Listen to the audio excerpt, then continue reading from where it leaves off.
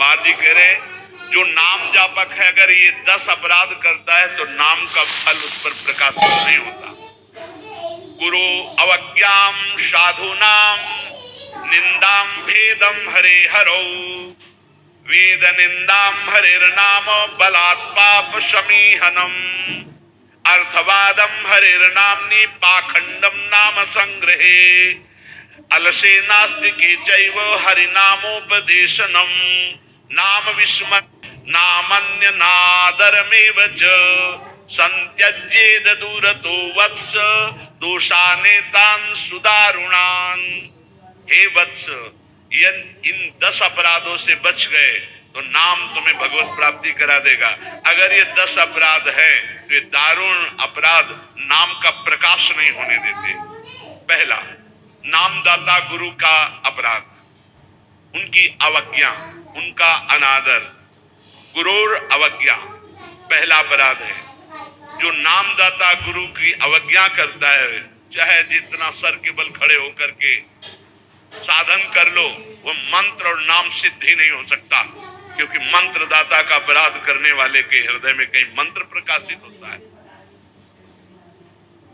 एक प्रसंग आता है ब्रज के भक्तों में, गुरु मंत्र लिया और गुरु सेवा में कुछ दिन रत रहे तो कुछ ऐसा उनके अंदर भाव है कि एकांत में भजन करें। सब क्या है, सेवा वैसा भजन में। एक दिन उनके गुरुजी ने उनके पास सूचना भेजी कि आ जाओ, बहुत हो गया।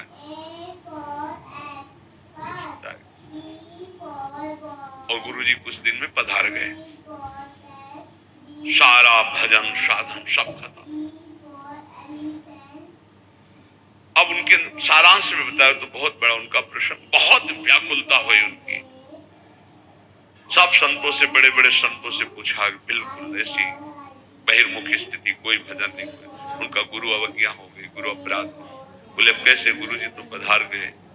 बोले बिना गुरु कृपा के अब कुछ नहीं होने वाला। आसन लगाओ गुरुदेव का, आवाहन करो, भूख प्यास सहते हुए खूब रो चिल्लाओ। जब गुरु जी इस पे प्रकट हो जाए आसन पर, वो संभाल ले तो संभाल ले, नहीं जीवन व्यर्थ चला गया। ऐसा कैसे हो सकता है कि मंत्रदाता का अपमान करके कोई मंत्र सिद्ध कर ले या संसार में चला जाके सुखी हो जाए? कभी नहीं। संसार में भी जाता है तो गुरुजनों की आज्ञा, गुरुजनों का आशीर्वाद। जब ब्याह होता है तो गुरुजनों का आशीर्वाद, आचार्य का आशीर्वाद, देवी देवताओं का पूजन बड़ा मंगलमय होता था। इसीलिए अब आज का जो जीवन गृहस्थी का बड़ा संकटपूर्ण जीवन है, क्योंकि ना तो आचार्यों का आशीर्वाद है, ना गुरुजनों की सलाह है, ना भगवत मनमानी आचरण बेविचार प्रवृत्तियां बढ़ रही हैं, तो कौन इन सब बातों को माने? नाम जापक के लिए सबसे पहला अपराध है गुरुर अवज्ञा, अपने मंत्रदाता गुरु की अवज्ञा कर देना, गुरु का अपमान कर देना। अब कोई गुरु को ऐसे थप्पड़ थोड़ी मारता है, कोई गुरु को ऐसे थोड़ी। गुरु अवज्ञा का मतलब उनकी रुचि के प्रतिकूल चल देना, अपनी रुचि रखना। अच्छा, गुरु अनंत माताओं जैसा वात्सल्य रखते हैं, वो चुपचाप सहन करते हैं। उनका सहन करना तुम्हारे लिए बहुत हानिकारक है।